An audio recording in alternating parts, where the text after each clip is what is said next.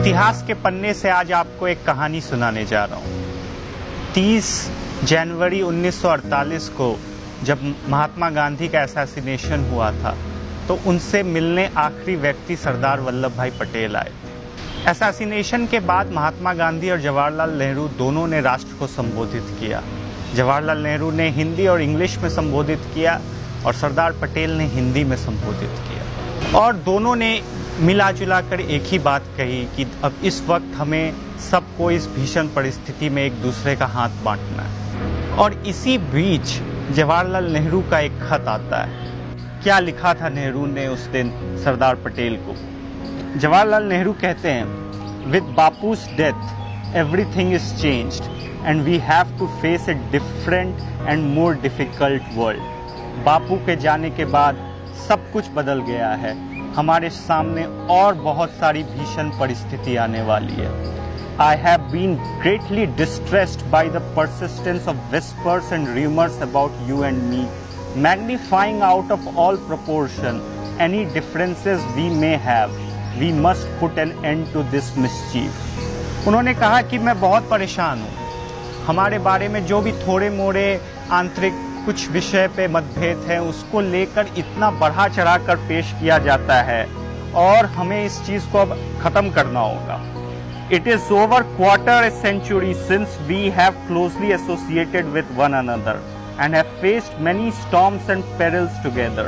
I can say with all honesty that during this period my affection and regard for you have grown and I do not think anything can happen to lessen this.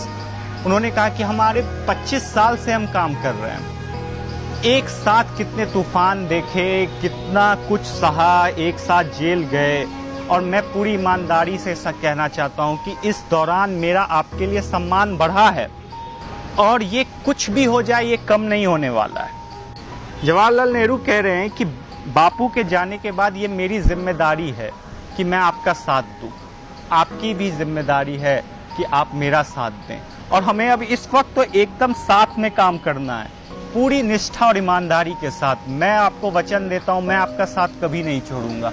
आप ये वचन मैं आपसे मांगता हूं कि आप मेरा साथ कभी मत छोड़िए। तो जवाहरलाल नेहरू ये कह रहे हैं कि आप जो है इस वक्त हम बात नहीं कर पाए, देश इतना भीषण तरीके से जूझ रहा है, लेकिन मैं आपको अपना प्यार और अपनी दोस्ती आपको इस लेटर के तौर पे भेज रहा हूँ, और इस वक्त हमें मूल रूप है कि हमें साथ में काम करना होगा।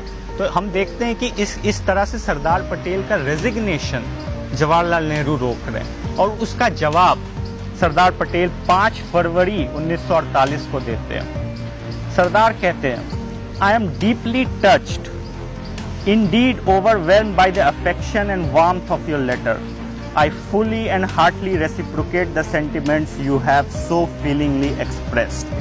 We both have been lifelong comrades in common cause, the paramount interests of our country and our mutual love and regard transcending such differences of outlook and temperament as existed have held us together. I had the good fortune to have a last talk with Bapu for over an hour just before his death. His opinion also binds us both, and I can assure you that I am fully resolved to approach my responsibilities and obligations in this spirit. हम देखते हैं कि कांग्रेस में ये लोग 30 साल से काम कर रहे हैं, और हम लोगों ने क्या किया? सबसे पहले देश को ऊपर रखा, और हमारा म्यूचुअल लव, हमारा आपसी प्यार और एक दूसरे के लिए सम्मान इतना ज्यादा है कि ये छोटी मोटी डिफरेंसेस का तो कुछ सवाल ही नहीं उठता है। तो इस तरीके से हम देखते हैं कि सरदार पटेल का रेजिग्नेशन रुकता है, और सरदार पटेल कांग्रेस में 1916-17 में जब महात्मा गांधी चंपारण में 1917 कर रहे थे तो उनसे इंस्पिरेशन लेके वो कांग्रेस में आते हैं। 30 साल उन्होंने महात्मा गांधी के अंडर काम किया, उन्होंने कभी भी किसी और को अपना लीडर नहीं माना, लेकिन जब इस बात का कांग्रेस के अंदर उनको सफाई देने के लिए बुलाया गया था, तो उस भाषण में उन्होंने पहली बार महात्मा गांधी के मरने के बाद जवाहरलाल नेहरू को अपना नेता बोला, और रिपीटेटिवली बोला। 1948 से 1950 तक कई बार उन्होंने कहा कि नेहरू ही हमारे नेता हैं और महात्मा गांधी का फैसला सही है। सही फैसला है कि वो उनको ही देश का प्रधानमंत्री होना चाहिए था। आज हम देखते हैं कि जो लोग 30 साल का रिश्ता जिन लोगों का था, साथ में जेल गए, साथ खाए, उन लोगों पर ये छीछा लेदर करने की कोशिश की जाती है कि आप पे कुछ आरोप लगा दिया, आप पे कुछ हो गया, और पूरा हिस्ट्री का कॉन्टेक्स्ट नहीं देखा जाता है। तो मैं आशा करता हूं कि लोग हिस्टोरिकल फिगर्स के हिस्ट्री के कॉन्टेक्स्ट में जाएंगे, अच्छी स्कॉलरशिप की बुक पढ़ेंगे, जैसे ये बुक है प्रोफेसर राजमोहन गांधी की सरदार पटेल की बायोग्राफी, सर्वपल्ली गोपाल ने जवाहरलाल नेहरू की बायोग्राफी लिखी है, जैसे नीरजा सिंह ने सरदार पटेल और जवाहरलाल नेहरू के सारे लेटर्स को मिलाया है। उस बुक का नाम है agreement with differences. India after Gandhi है रामचंद्र गुहा की। तो इन तरह की किताबों से पढ़िए, नेहरू को पढ़िए, पटेल को पढ़िए, गांधी को पढ़िए, और फिर आप विचार करिए कि क्या था हिस्ट्री। जो सोशल मीडिया या व्हाट्सएप पे चल रहा है वो सही नहीं है, और हमें इस तरीके से हिस्टोरिकल फिगर्स को लड़ाना नहीं चाहिए। धन्यवाद।